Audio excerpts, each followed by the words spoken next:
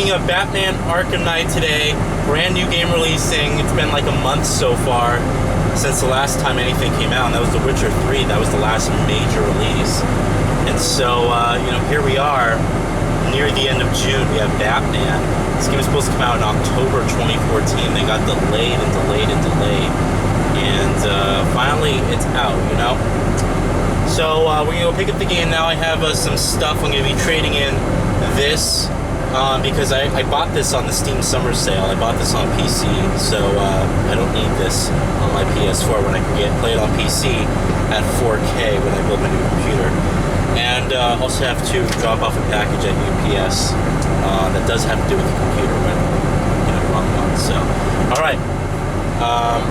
I guess let's go. Let's head over there. So I played all the Batman Arkham games. Played Batman Arkham Asylum when it was new. Was pleasantly surprised. Batman Arkham Asylum, I think, blew all of us away. It was like the first really good superhero game that we've had in a very, very, very long time. And little did we know that would basically head start this series, the Arkham series, and it would grow to be as popular as it did. Now when you talk about mainstream AAA titles, I don't think that we all imagine that we'd be talking about a Batman game, a superhero game being really, really good to the point where it can even win Game of the Year. I mean, it just doesn't happen. So it's very rare that we find that, and to see it. To see the Arkham series do as well as it did is just a pleasant surprise. So, Arkham Asylum really blew me away. I was really pleasantly surprised by it, and had a great fun time playing it. I played Arkham City, and I liked it, but I didn't like it as much as I liked Arkham Asylum. I don't know what it was, but Arkham Asylum somehow to me was a much more enjoyable experience overall than Arkham City. I know a lot of people are probably going to disagree and say, well, what about the open world aspect of Arkham City? And that's very Batman, and that's very true, but to me, I don't know, it's really hard to explain, but somehow I enjoyed Arkham Asylum more, alright? Then I played Arkham Origins, and we all know about Arkham Origins that it was basically thrown out there that it should have never been released, to be honest. Arkham Origins was a game that really was meant to tell almost a prequel story to the whole thing. And I enjoyed playing it. I actually liked the story of Arkham Origins, but it was very, the quality level of it was not even close to anything Rocksteady put out. When Rocksteady put out an Arkham game, it was good quality, and it wasn't buggy, and the combat felt very smooth, very refined. In Arkham Origins, you could immediately tell that Rocksteady didn't make it. The quality level of it was just not even up to par. So, I enjoyed playing it for the story, but as far as a gameplay title, I think it's safe to say it was the worst out of all. So, what am I excited for regarding Arkham Knight? Well, I'm actually playing The Witcher 3 at the moment, so I'm not going to be playing Arkham Knight anytime soon. I expect to get to Arkham Knight in July, probably late July, to be honest with you, because Witcher 3 has been consuming my time, and I'm having a blast playing Witcher 3. It's a great, great, great game. So I'm probably not going to be really, being able to delve my teeth into Arkham Knight until later on next month. So, but when I do, I will record a video. And I did actually, the funny thing is, I know that I asked you guys about impressions regarding Witcher 3, and you guys all wanted week-long impressions, basically multiple parts that I would have spread out through the course of the week. So I do plan on doing that. I actually did record something for Witcher 3 and impressions for Witcher 3. My recording software screwed up. For some reason, it didn't record my voice. And it was odd because I actually did some tests, and recording software is no longer recording my voice. So I had to look into that because I have no idea why it's not recording my voice at all.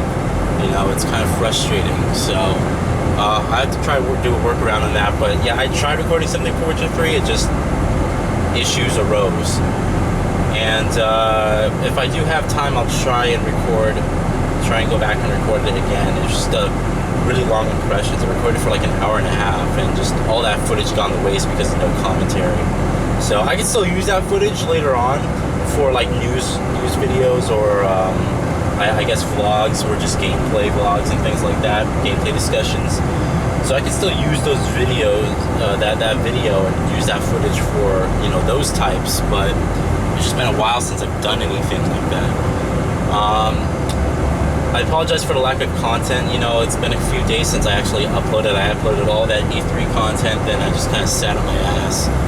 So, just trying to get reacquainted with myself, I guess you could say. Anyway. Alright, well, I will see you guys in just a short bit. I'm gonna go pick up the game and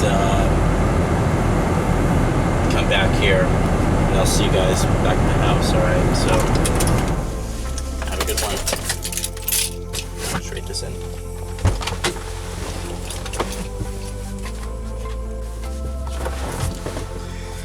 Alright, so here it is. Batman Arkham Knight. Ended up paying $40 with this, with the trade-in for Metro Redux, so that was pretty nice. So I got the Red Hood DLC, it's on the receipt, and then all the other, you know, stuff is actually in the case itself. I'm friends with the manager at GameStop, and he said that he played the PS4 version, and like the frame rate was around, like, you know, it was like an unlocked frame rate. It was like 40 frames per second or something like that on a PS4. So hopefully that's true. Hopefully they didn't patch it and lock it at 30.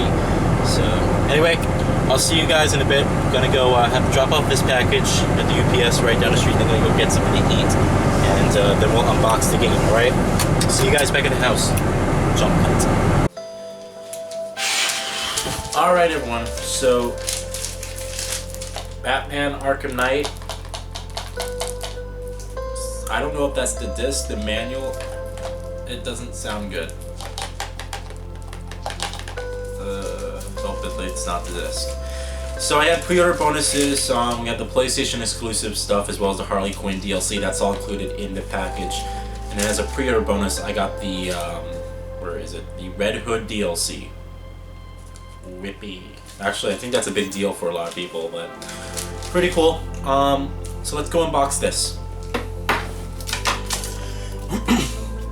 So Batman Arkham Knight on PlayStation 4. This is a long anticipated game. Pretty much I would say could possibly be the third Game of the Year contender that we've had for this year. You know, if we talk Bloodborne and we also talk The Witcher 3 Wild Hunt, this is like the third one to come that's really super anticipated. So this first half of the year, to be honest, has been pretty dry, but you know, I guess that's just how things go. I believe in 2014 we had more games in the first half, but they weren't as good quality as what we got in 2015 when you really take a look at it, you know? So really interesting how, you know, different 2015 is. 2015 used to be jammed pack, and then you know, all these games got delayed to next year, so now next year is like jammed pack. So regardless, looking forward to this one. Should be a good playthrough. Batman Arkham Knight on PS4. Alright, let's check out the front of the case. So the front of the case, here's our box art. We have Batman Arkham Knight on the top. Batman, he's flying over, or I guess he's ejecting out of the Batmobile on the bottom. Made by Rocksteady, you know, DC Comics and Warner Brothers Games. The first Batman title ever to receive an M rating, so that's pretty exciting. I guess we're gonna have some really gruesome storytelling going on, which is gonna be pretty cool. Alright, so that's the front, nothing too much happening. Let's take a look on the back. So on the back of the case we have Be the Batman, we have Batman himself, Scarecrow, who's the main villain in the game, as well as the Arkham Knight, which is supposed to be some mystery as to who he is, but I guess from what everyone's saying who reviewed the game, it's not like this big mystery. It's pretty easy to find out who the guy is, so that's kind of unfortunate. It's only single player. It'll take up 49 gigabytes of your HDD space, so make sure you have a lot of space. It's 1080p native outputs, and supports remote play in DualShock 4, standard stuff. And So let's see exactly what it's rated M for. We have blood, language, subjective themes, and violence. So nothing too, there's no blood and gore. It's not saying there's gore. It's not saying there's strong language. It says there's suggestive themes.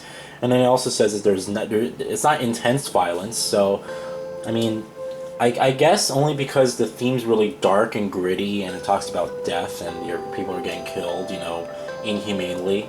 Maybe that's why, but I don't expect this game to be gory or any more brutal than like The Evil Within, that's a game that definitely earns its M rating. So, alright, let's take a look inside of the case. So, son of a bitch, it was my disc, which kind of sucks. If I take a look at it here, I hate that. It really sucks when that happens. It's like, of course, my case is the one that has the disc. So here's the disc itself. It's pretty cool. It's the Batmobile, tire, the rim. Taking a look at the disc right now, I don't see any scratches. Nah, I don't see any scratches at all, so I guess it did fine, but that kind of sucks. So maybe it just happened as I was like coming home or something like that. But alright, that's your game disc. We got the PlayStation exclusive skins with the code on the back to download all of this.